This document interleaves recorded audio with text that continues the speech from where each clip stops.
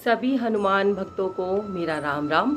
दोस्तों, आज आपके लिए फिर से एक नया वीडियो लेकर आई हूँ और इस वीडियो के अंतर्गत मैं आपको बताने वाली हूँ कि क्यों हमारी मनोकामना या हमारी चिट्ठी, क्यों हमारी अर्जी जो हम लगाते हैं या हमारे जो संकट हैं वो दूर नहीं हो रहे।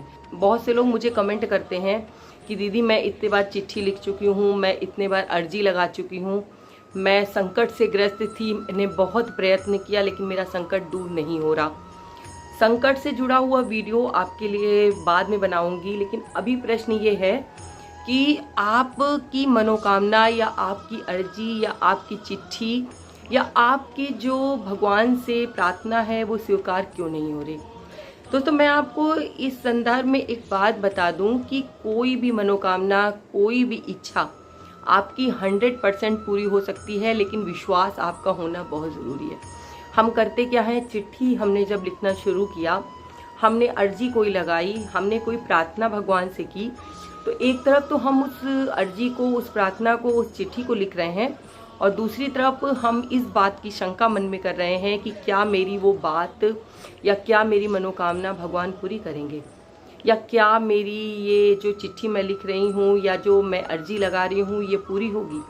ये जो क्या बीच में आ जाता है ना, ये ही सबसे बड़ी जड़ है कि आपकी कोई भी बात जो आप लोग कह रहे हैं कि मेरी पूरी नहीं हो रही, या मैं इतने बार अर्जी लगा चुका, मैं इतनी बार चिट्ठी लगा चुके। और दूसरा दोस्तों ये भी होता है कि हम जो चाहते हैं ज़रूरी नहीं है कि वो हमारे लिए अच्छा हो।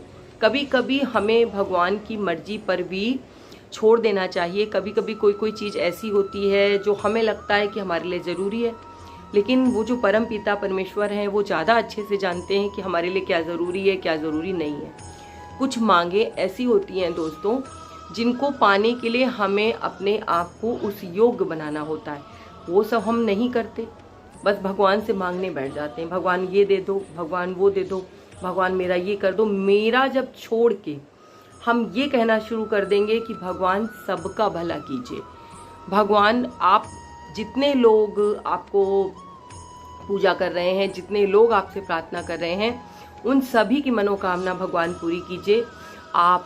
आप उन सभी लोगों की मनोकामना पूरी कीजिए जो सच में बहुत परेशान हैं, जो बहुत दुखी हैं, जो आपके दरवाजे पे आते हैं।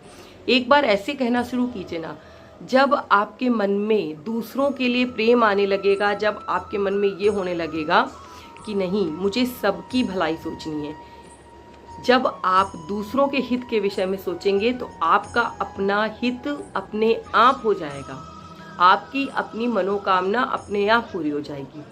विश्वास, जो मैंने पहले कहा था दोस्तों, विश्वास रखना बहुत ज़रूरी है। मैंने आपको बताया कि मेरी कोई भी मनोकामना जो है वो पूरी ज़रूर होती है, टाइम भले लगे, लेकिन मुझे विश्वास रहता है कि मेरी ये बात बाबा ज़रूर पूरी करेंगे और मैं कभी उस बात पे ना नहीं लगाती।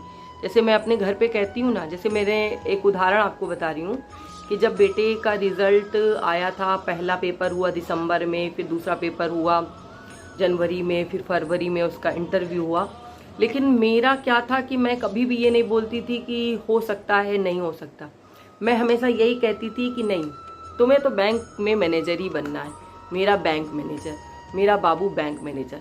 इस तरीके से मैंने जब कहना शुरू कर दिया था, क्योंकि वो मेरे अंदर से भावना आने लगी थी, वो फीलिंग जो थी वो इतनी ज़्यादा मेरी बढ़ चुकी थी, क्योंकि मैं क्या था कि मुझे पूरा भरोसा था कि नहीं मेरा ये तो काम पूरा होगा ही होगा, चाहे कैसे हो।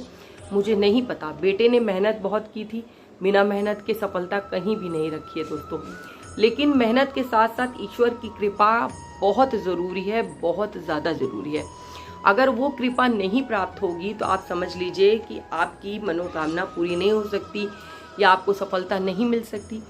तो मैंने वो ही किया, बेटे से अपने क्या करवाना शुरू किया वो आपको बताऊंगी।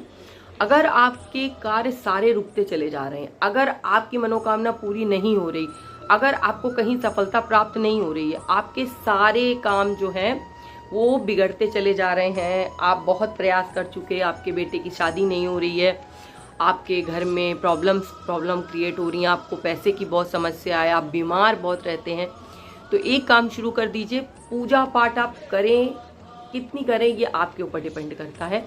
लेकिन भगवान के मंदिर की साफ सफाई जिस दिन से आप करना शुरू कर देंगे, यानी कि मंदिर जाकर झाड़ू पोछा करना, मूर्तियों को धोना, उनकी सफाई करना, जब आप ये स्टार्ट कर देंगे तो आपके जो भी ग्रह नक्षत्र ऐसे हैं जो आपको सफलता प्रदान नहीं कर रहे, वो भी धीरे धीरे धीरे धीरे सही होते चले जाएंगे। और ईश्वर की कृपा आपको इतनी ज़्यादा मिलेगी, जितना आप जप तप करेंगे उतना आपको नहीं प्राप्त होगी, जितना आप सफाई करेंगे। जितना आप दूसरों के लिए मांगना शुरू करेंगे, दूसरों की अच्छाई चाहेंगे, दूसरों का भला चाहेंगे, वो आपकी मनोकामना प्रभु पूरी करते हैं जब आप दूसरों के प्रति सकारात्मक होते हैं। एक तरफ हम अपने लिए प्रार्थना कर रहे हैं, खूब पूजा पाठ कर रहे हैं, और दूसरी तरफ अगर मन में ये ला रहे हैं कि उनका बुरा हो जाए, तो आप ये मान लीजिए कि आपका कभी भला नहीं हो सकता, आपकी कोई मनोकामना पूरी नहीं होगी, आपकी अर्जी, आपकी चिट्ठी कभी भी स्वीकार नहीं होगी। तो पहले दूसरों का भला करना शुरू कीजिए। मैं आपको बताऊं दोस्तों, मैं अपने लिए कभी कुछ नहीं मांगती हूँ। मुझे पता है कि जो मुझे चाहिए होगा वो बाबा मुझे दे ही देंगे। लेकिन मैं जब भी कहीं जाती हूँ मंदिर में, तो यही कहती हूँ बाबा कि यहाँ जितने लोग भी आए हैं, आप उनकी मनोकामना पूरी करना, और जो जिस अर्जी के साथ आया है उस अर्जी को ज़रूर पूरी करना।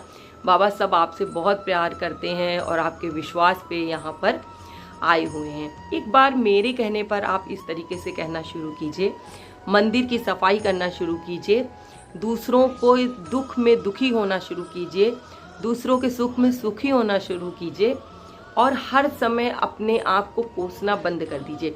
हाय मेरा ये काम नहीं हो रहा, हाय मैं कितनी अभागन हूँ, हाय मुझसे ज़्यादा तो बदकिस्मत कोई हो ही नहीं सकता, हाय हाय हाय, ये हाय हाय मत किया करिए।